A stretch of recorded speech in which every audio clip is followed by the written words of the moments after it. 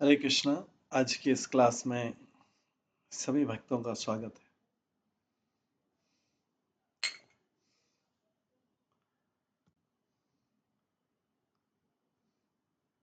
आज हम कीर्तन से स्टार्ट करेंगे। जय राधा माधव, जय कुंज बिहारी, जय गोपी जन वल्लभा गिरिवर धारी,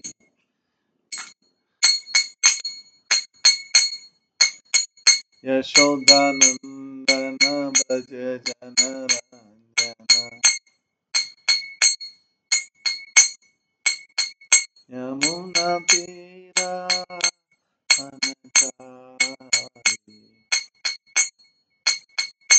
जय राधा माधव कुंज बिहारी।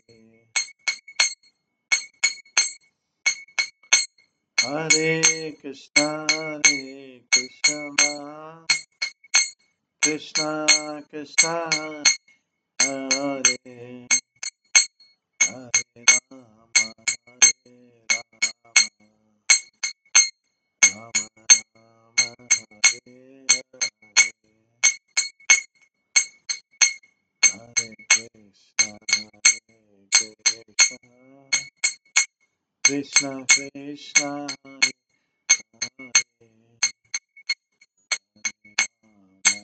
हरे, हरे राम राम हरे हरे कृष्णा कृष्णा कृष्णा हरे हरे, हरे राम राम हरे हरे, हरे कृष्णा कृष्णा कृष्णा हरे हरे, हरे राम राम हरे हरे,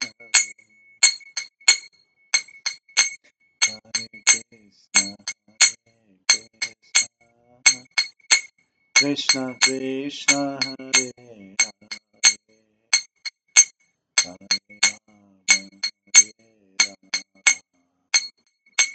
राम राम राम हरे हरे,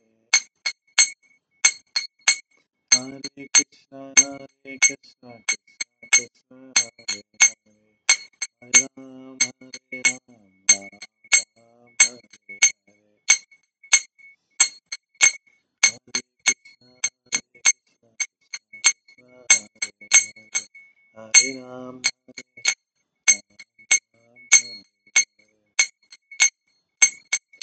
जय राधा गोविंद राधा गोविंद राधे, जय राधा माधव राधा माधव, जय गौरनिताय जय गौरनिताय,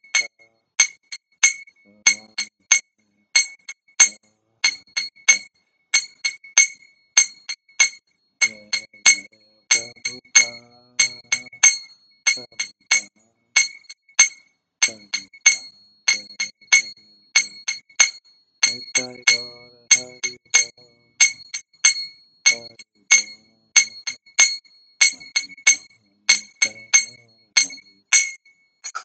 श्री श्री राधा गोविंद देव की जय।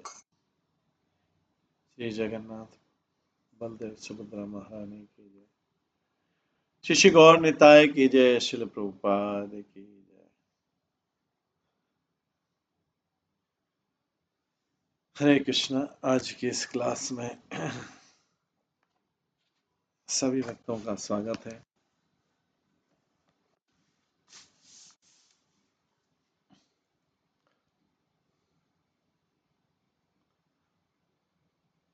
कल हम श्रवण करे थे श्री भक्ति रत्नाकर ग्रंथ के 12वें अध्याय से,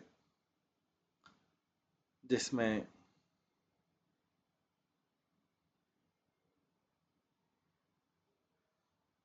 हमने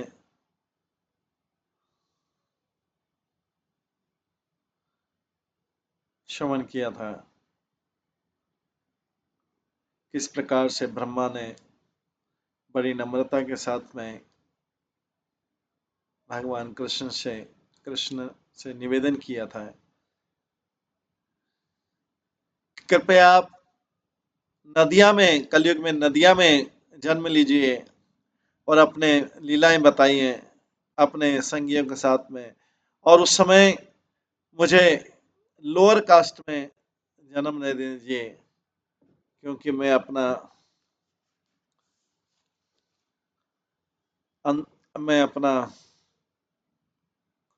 अहंकार नष्ट करना चाहता हूँ।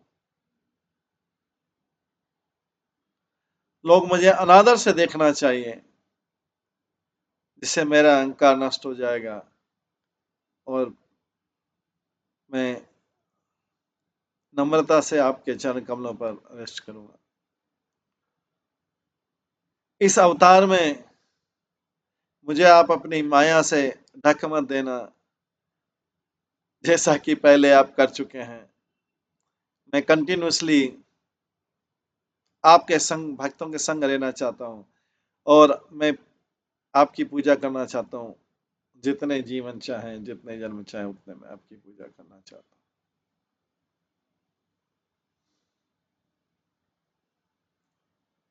यहाँ पर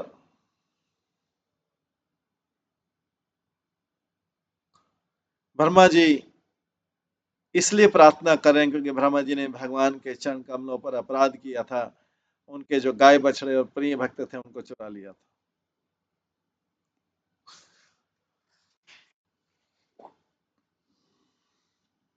ब्रह्मा जी कई प्रकार से भगवान की स्तुति कर रहे थे।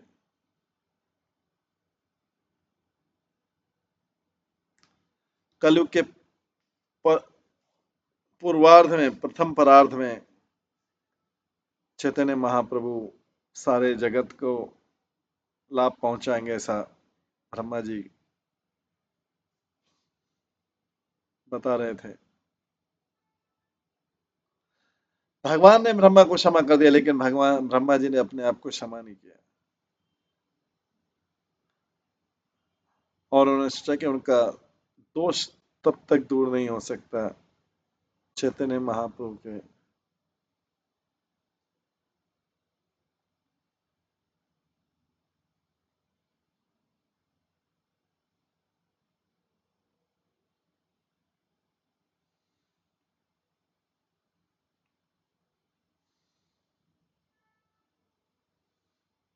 अवतार के बिना।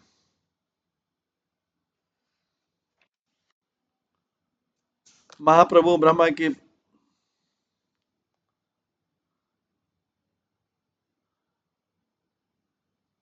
प्रार्थना सुना, संतुष्ट हो गए और उनकी जो रिक्वेस्ट था, जो उनका निवेदन था, उसको स्वीकार कर लिया। ब्रह्मा पद प्रसन्न हुए और पूछा, आप पुण्य पुरुषोत्तम भगवान है, को आपके उद्देश्य को कौन समझ सकता है? अपने पूर्व अवतारों में आपने कई लीलाएं की,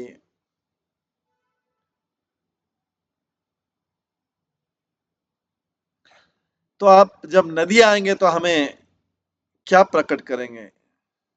मैं जानता हूं कि आप मानवता को बचाने के लिए अवतार लेंगे, पर मैं आपके वो जो क्रियाकलाप करेंगे आप, उसके बारे में सुनना चाहता हूँ। महाप्रभु बोले, मैं भक्त के रूप में आऊंगा और मैं भक्ति का अभ्यास करूंगा, भक्ति की साधना करूंगा और मैं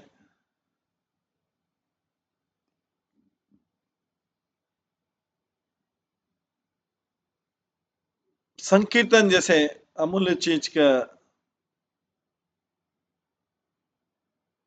की महिमा प्रकट करूंगा।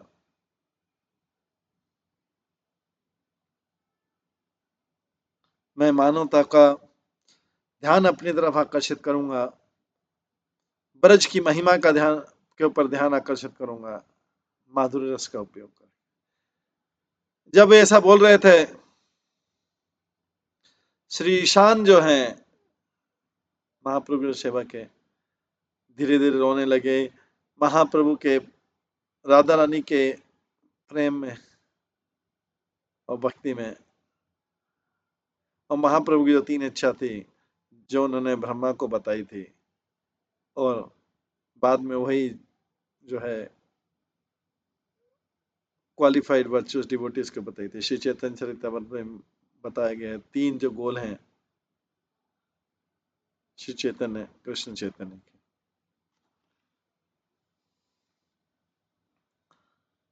श्री कृष्ण चैतन्य प्रभु ने उस अपने इस प्रॉमिस को ब्रह्मा जी को रिपीट किया।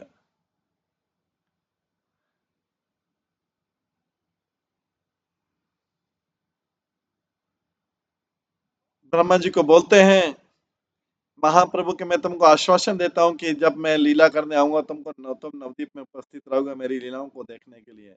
इसके बाद महाप्रभु अप्रकट हो गए और उस प्लेस को अंतर्दीप बोलने लगे। ब्रह्मा संतुष्ट हुए कि उसने भगवान की कृपा प्राप्त हो गई है और बड़ी उत्सुकता के साथ प्रतीक्षा करने लगे।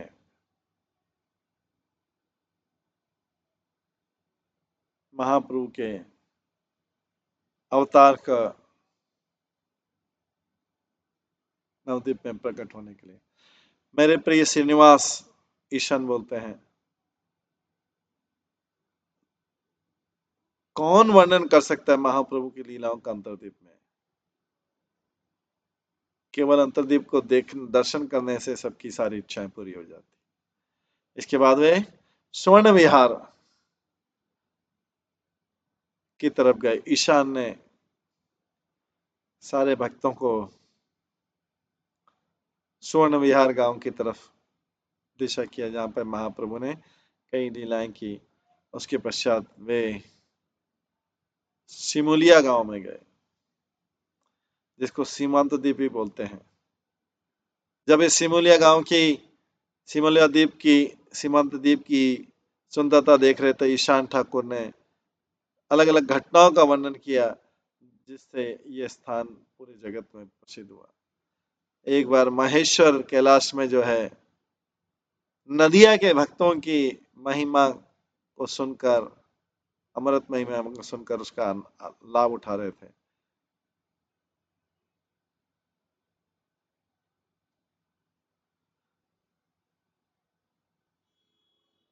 तभी महेश्वर जो है अति आनंद में चले गए जब उन्होंने कृष्ण के भक्तों की महिमा गाई अपने 5 मुख से।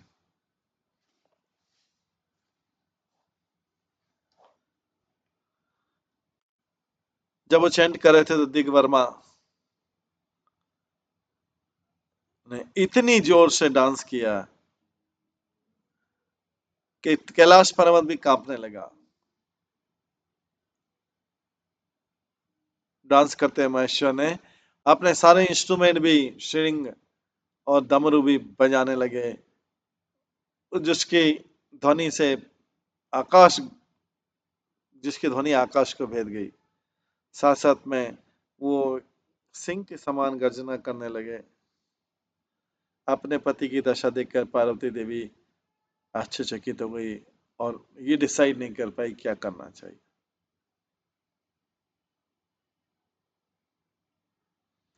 लंबे समय के बाद देव त्रिलोचन शांत हुए पर अति आनंद में आंसू बहाने लगे और अपनी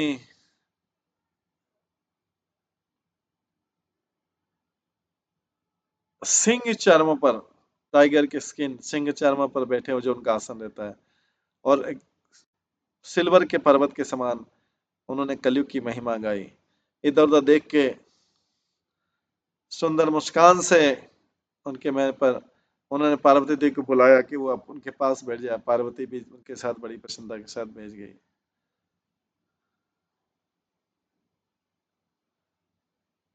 और कहा माय लॉर्ड, हे मेरे पति देव, मेरे भगवान, मैं आप कभी नहीं भूल पाऊंगी कि जो फेवर आपने मुझे बताया है आज।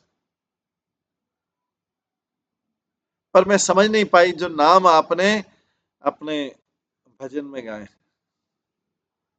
आपने बार बार कलयुग की प्रशंसा की।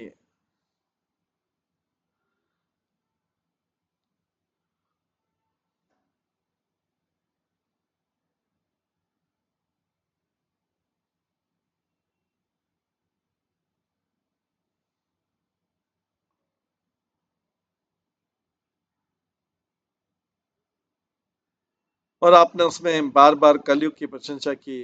पर कलयुग में ऐसा क्या है? महेश्वर ने बड़ी मधुरता के साथ अपनी पत्नी को बताया, इस कलयुग में श्री कृष्ण चैतन्य माँ शची माता के गर्भ से नदिया में अवतार लेंगे।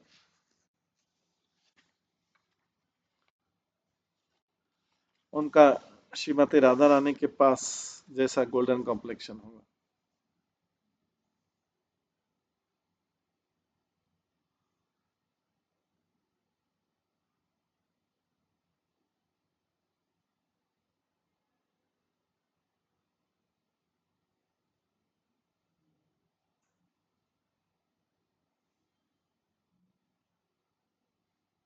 और उनकी सुंदरता जो है सारे ब्रह्मांड को जीत लेगी, स्वर्ग को नरक को।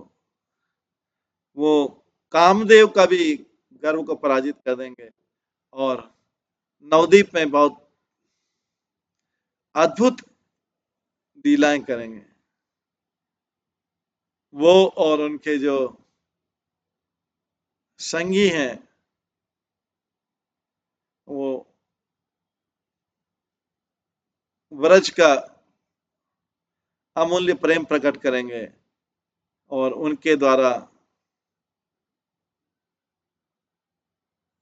एक विशाल संकीर्तन का सागर प्रकट होगा पूरे ब्रह्मांड को विनाश से बचाने के लिए। ये अवतार के प्रकट के समय कोई भी संतुष्ट नहीं होगा, कोई भी असंतुष्ट नहीं होगा भगवान का जब ये अवतार होगा।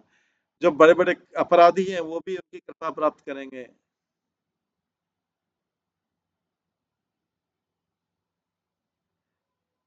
आप पाएंगे कि ऐसा कोई व्यक्ति नहीं पाएंगे जो कि महाप्रभु जैसा प्रेम का सागर देने वाला। इसके बाद पार्वती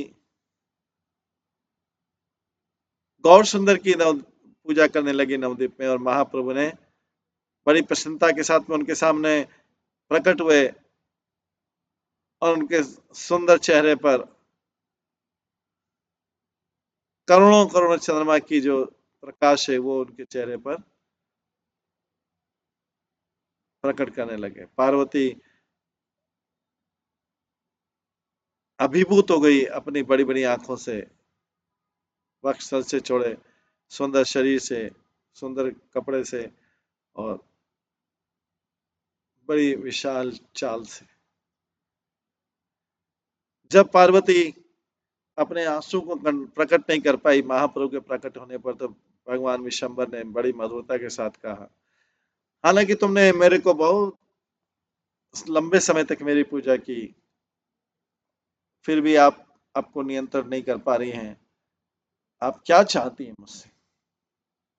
पार्वती ने अपने हाथ जोड़े और महाप्रभु को आंसर दिया,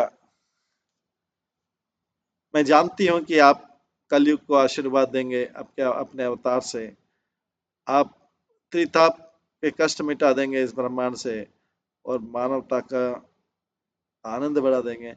माय लॉर्ड, हे भगवान, पार्वती बोलती महाप्रभु से, आप पूर्ण पुरुषोत्तम भगवान हैं। आपको आपको तो पता होगा मैं क्यों इतना अधीर हो गई हूँ। मैं मैं अपने आप को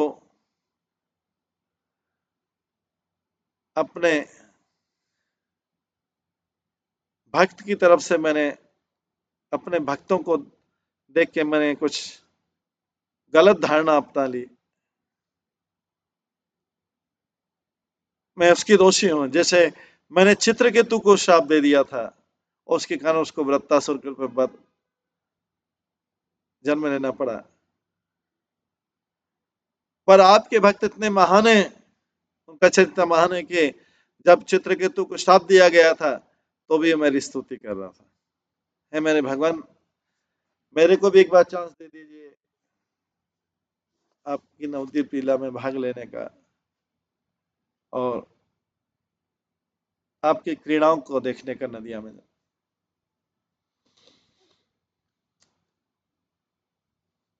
महाप्रभु ने आंसर दिया, आपकी सारी इच्छाएं पूरी हो जाएंगी, बिकॉज बिना आपके मैं अपनी लीलाएं पूरी नहीं कर पाऊंगा। इसके बाद महाप्रभु अप्रकट हो गए। पार्वती जो है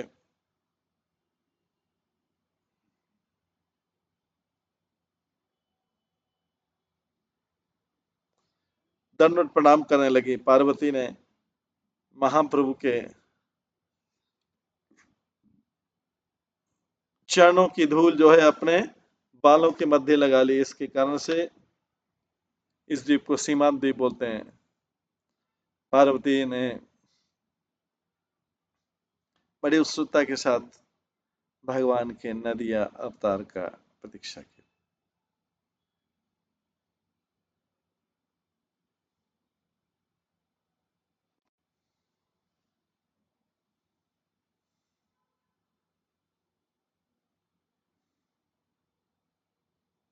सीमांत द्वीप वो पवित्र स्थान है जो इस भौतिक जगत का भय को नष्ट कर सकता है और भक्ति रत्नों को प्राप्त करने में सहायता कर सकता है। अभी तक इस जगत के लोग देवी की पूजा करते थे, बट सिमुलिया विलेज में श्री गौर सुंदर उनके संगियों ने कई प्रकार की लीलाएं की और नगर संतीर्ण किया। इसके बाद श्री ईशान और डिवोटी जो है नदिया में अपनी जर्नी कंटिन्यू की।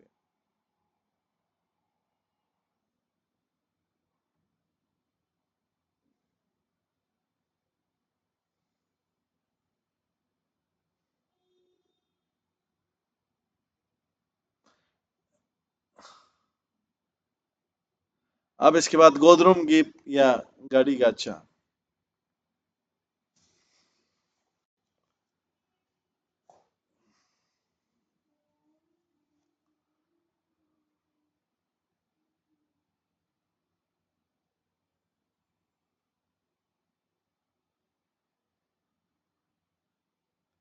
श्री चैतन्य महाप्रभु के भक्तों के साथ डिस्कस करते हुए वे गड़ी गाचा ग्राम में प्रवेश किए। ईशान जो है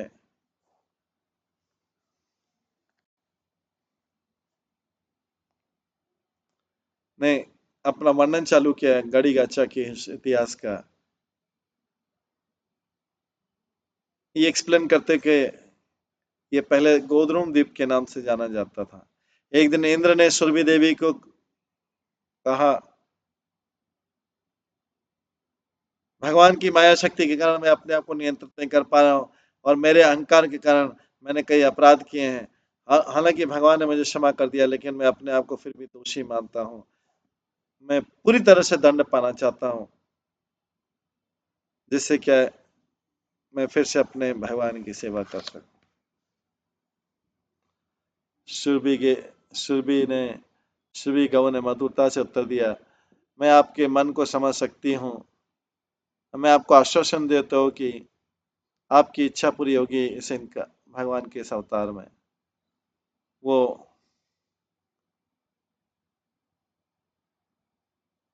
अपने आप को प्रकट करेंगे भविष्य में, निकट में कलयुग के लोगों को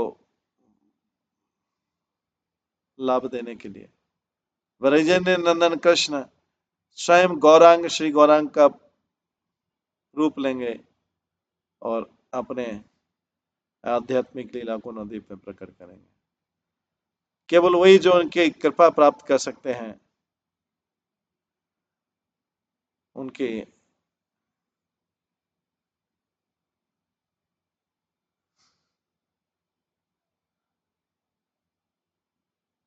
सही स्वभाव को समझ पाएंगे।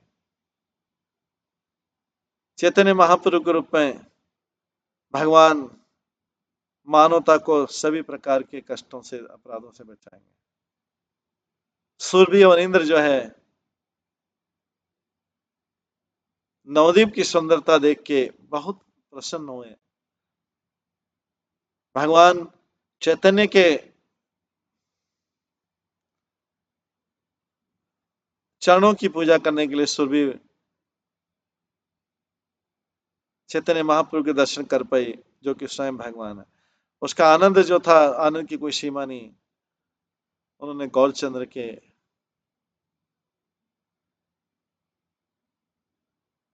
विशाल सुंदरता को देखा अपने मधुर मुस्कान से।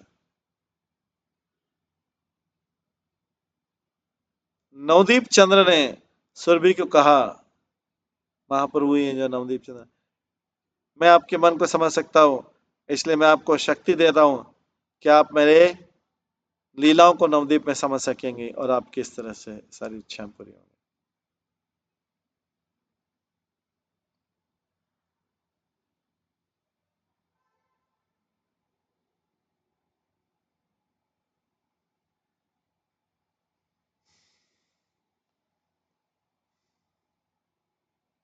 सुरभि और इंद्र जो दोनों बहुत प्रसन्न हुए नवदीप की सुंदरता को देख के।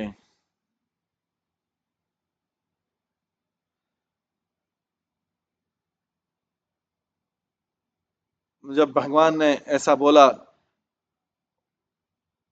और भगवान ने आशीर्वाद दिया सुरभि को,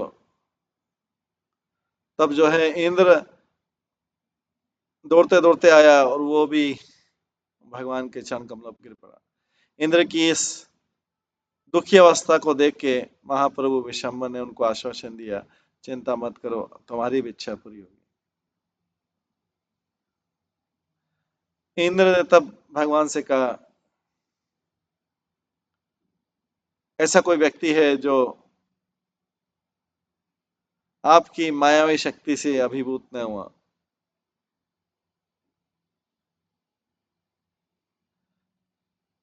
मेरी आपके नवदीप की लीलाओं देने की इच्छा है, जो आपके ब्रज लीलाओं से अभिन्न होंगी।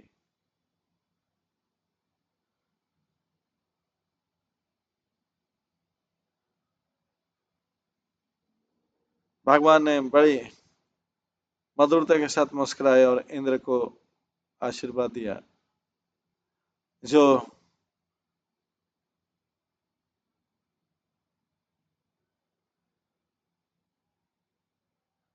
सुरभि के साथ था।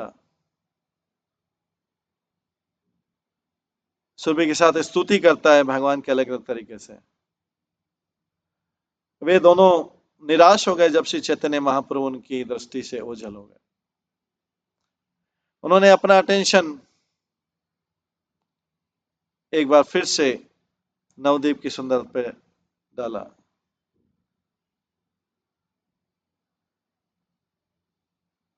जहां पर प्रेम भरी भक्ति ने अपने आप को प्रकट कर रखा। पहले एक बड़ा पीपल का पेड़ था, जिसके नीचे सुरभि रेस्ट करती थी, विश्राम करती थी, और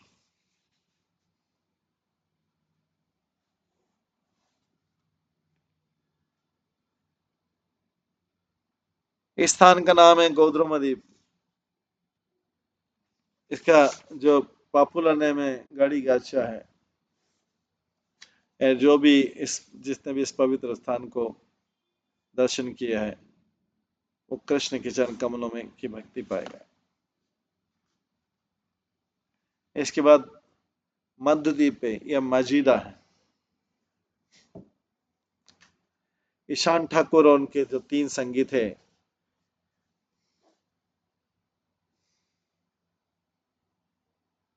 श्रीनिवास आचार्य,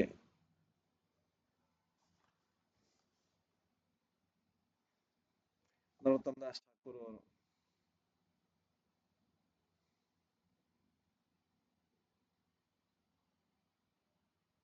रामचंद्र कविराज, वो माजीदा गांव की सुंदरता से बहुत प्रसन्न थे, जिसको पहले मध्यद्वीप के नाम से जाना जाता था।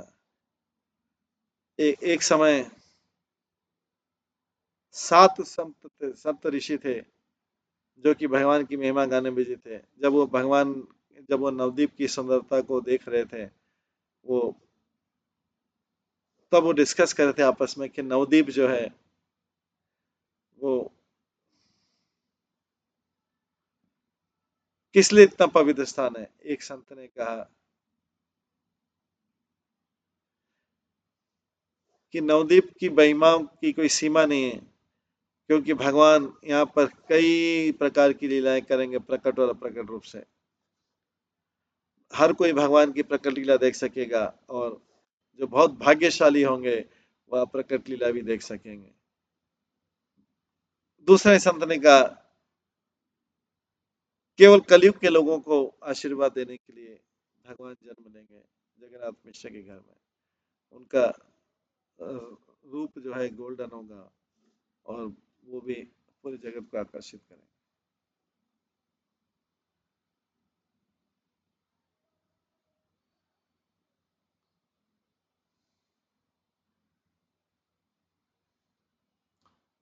अगले संत ने कहा कि नवदीप लीलाएं जो कृष्ण की, वो ब्रह्मा जी और दूसरे देवताओं की समझ से परे होंगी। किसी दूसरे ने बोला कि क्योंकि सच्चिदानंद सारा काम अच्छे अपनी इच्छा से करते हैं, सेल्फ विल है, सो उनके क्रियाकलाप से और स्वयं की इच्छा को पूरा करेंगे। कलयुग में वो मानवता को आशीर्वाद देंगे और भक्ति के प्रेम का गिफ्ट देंगे, उपहार देंगे। किसी और संत ने कहा कि क्योंकि महाप्रभु दया के करुणा के सागर हैं, तो उनका जो जीवों के प्रति प्रेम है वो उसकी कोई सीमा नहीं रहेगी। और उनके संगी जो है सारे जगत में कृष्ण नाम का संकीर्तन करेंगे। फिर और कोई जगह संत बोलता है कि गौरहरि जो है भक्तों के जीवन है, और वो अपने घर को त्याग करके सन्यासी का जीवन जिएंगे। हालांकि वो स्वयं तीर्थ स्थानों को आशीर्वाद देंगे अपनी उपस्थिति से।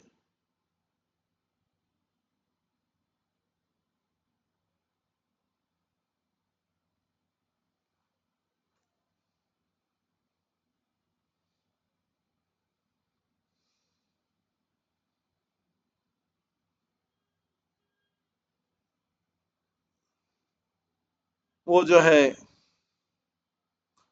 गौरहरि क्षेत्र में रहेंगे, श्री क्षेत्र में जगन्नाथ जी के प्रेम के कारण। इस प्रकार से सातों संत बात कर रहे थे और भगवान के चरण कमलों को याद स्मरण कर रहे थे। जब सूर्य मध्याह्न हुआ,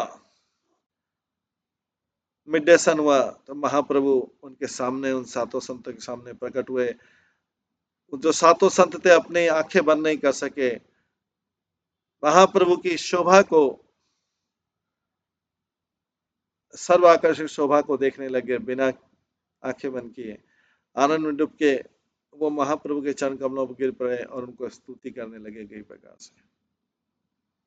भगवान की परिक्रमा करके उन्होंने उनसे कहा, हे भगवान,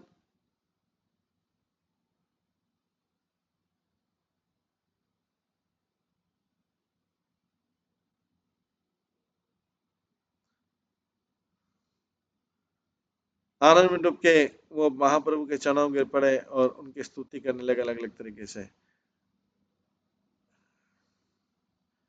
और महाप्रभु की परिक्रमा पूरी करने के बाद उन्होंने कहा, हे भगवान, हम अपने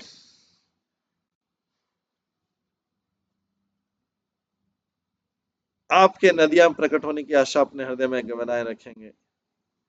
वो नदियां में स्वयं अपनी आंखों से आपका क्रीड़ा देखेंगे। हम नदिया को अपने ध्यान में देखना चाहते हैं और आपके भक्तों को प्रशंसा करना चाहते हैं, गायन करना चाहते हैं। उन संतों ने महाप्रभु से निवेदन किया कि उनको हजारों आंखें दे दें महाप्रभु को देखने के लिए। महाप्रभु ने प्रसन्न होकर कहा, आपकी इच्छा पूरी होगी।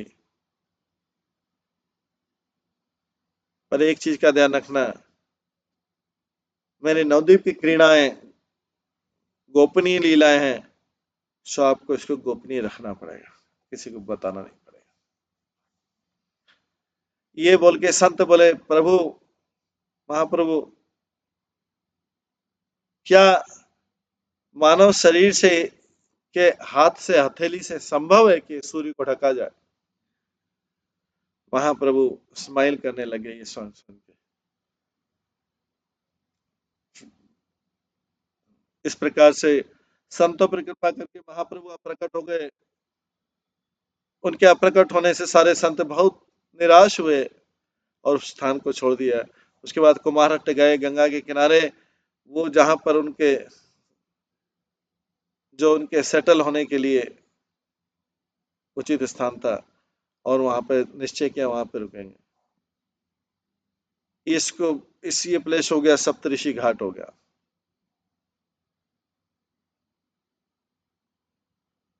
और ये स्थान फेमस हो गया नवद्वीप नाम से, क्योंकि महाप्रभु ने यहाँ पर मध्याह्न के समय अवतरित हुए थे। जो संत लोग यहाँ पर इंगेज हुए ध्यान में, इस जगह का नाम मध्यद्वीप कर दिया, जो सारे दुर्भाग्य को दूर कर देता है।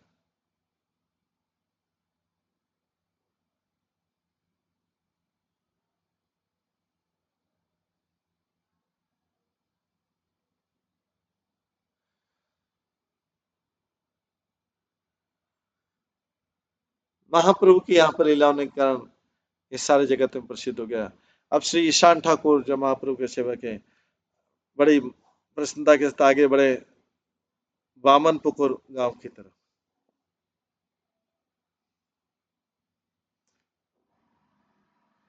वो इस स्थान की महिमा गाने लगे, जहाँ पे महाप्रभु ने कई क्रीड़ाएं की थी।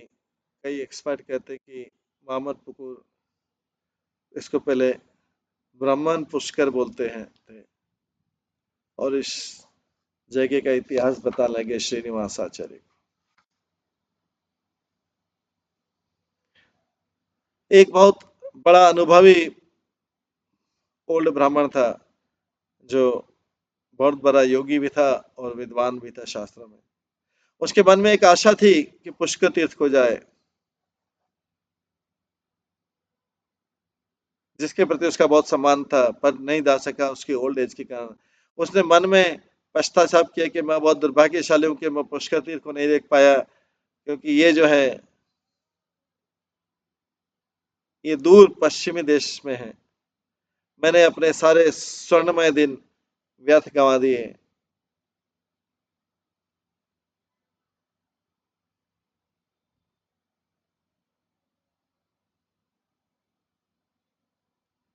मैं मुझे तो डर है कि कब ये श्री तीर्थ कृपा करेंगे मेरे, जिससे मैं वहां जा सकूं।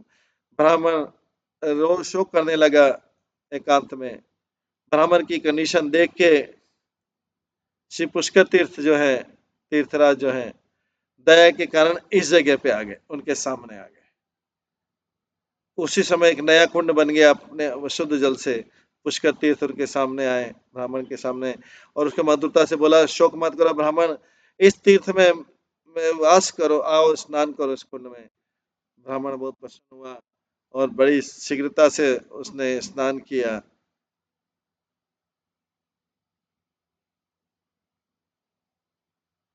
और जैसे ही वो कुंड से बाहर निकला, उसको कुछ दिव्य ज्ञान मिल गया। ब्राह्मण ने स्तुति की शीश पुष्कर तीर्थ की उसके भूमि पर गिर के और हाथ जोड़कर उससे कहा कि आपकी बहुत कृपा है कि आप इतनी दूर से मेरे लिए यहाँ पर आ गए। पुष्कर ने बोला, मैं दूर से नहीं आया, मैं तो यहीं रहता हूँ नदिया में, इस तीर्थ स्थान की सेवा करता हूँ, जहाँ पे सारे स्थान, सारे तीर्थ इकट्ठे हो जाते हैं और अब प्रणाम करते हैं। नवदीप धाम जो है प्रेम का नित्य स्थान है, प्रेम प्रेम का, भक्ति का, और श्री गौरचंद्र का क्रीड़ा स्थल है। जिन्होंने यहाँ पर रासलीला की थी वृंदावन में,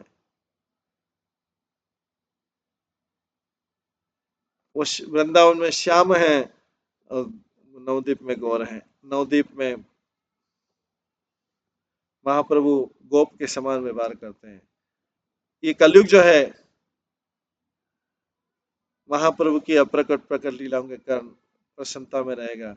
इस कलयुग में महाप्रभु अमूल्य रत्न जैसे भक्ति और प्रेम जो है जीवों को प्रदान करेंगे,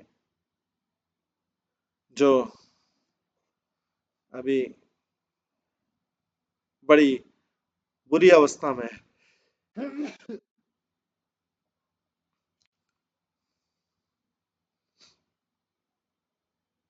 जो नदिया के बहुत भाग्यशाली लोग हैं वो महाप्रभु का इस क्रीड़ा को देख पाएंगे।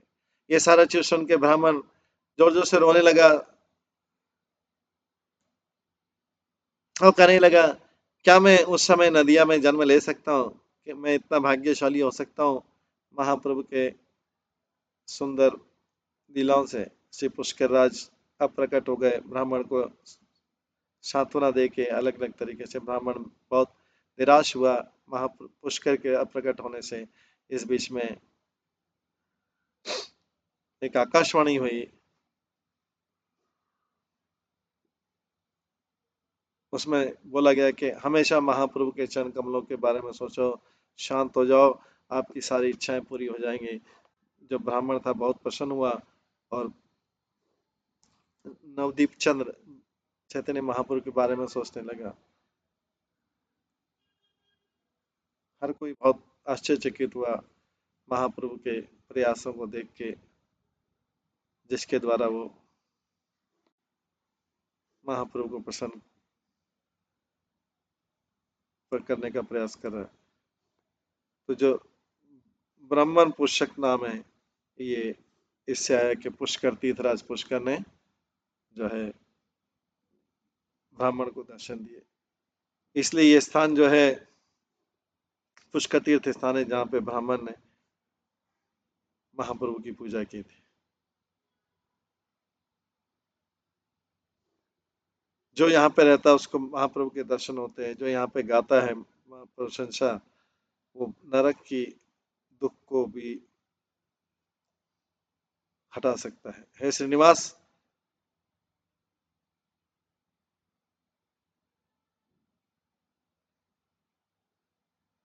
जो भी मैंने कहा आपसे वो मैंने यहाँ पे देखा है।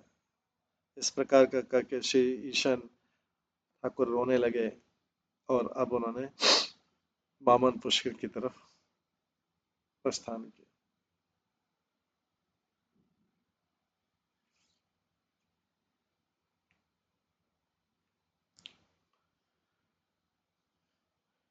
इस प्रकार से हम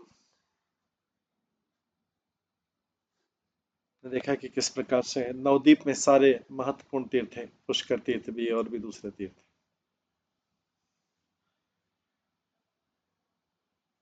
इसके बाद आगे हाटडांगा गांव, जिसको उच्चाट बोलते थे, उसका आगे दर्शन करेंगे और आगे यात्रा पे जाएंगे कोलाद्वीप और दूसरे द्वीपों में जाएंगे। तो आज हम इसको यहीं पे विराम देते हैं।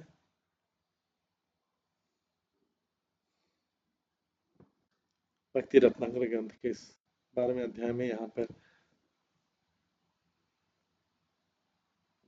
जो वामन कुल या ब्राह्मणा पुष्कर का दर्शन करके उसके बाद की कथा हम कल की क्लास में, बात का प्रसंग कल की क्लास में श्रवण करेंगे। आज की क्लास को यहीं पे विराम देते हैं। सभी भक्तों का बहुत बहुत धन्यवाद। सब भक्तों के लिए एक बार हरे कृष्ण महामंत्र का जप करते हैं। हरे कृष्णा कृष्णा कृष्णा हरे हरे, हरे राम राम राम हरे। श्री श्री भक्ति रत्नाकर ग्रंथ की जय। श्री नरहरि चक्रवर्ती ठाकुर की जय। श्री प्रभुपाद की जय। सभी भक्तगणों की जय। हरे कृष्ण।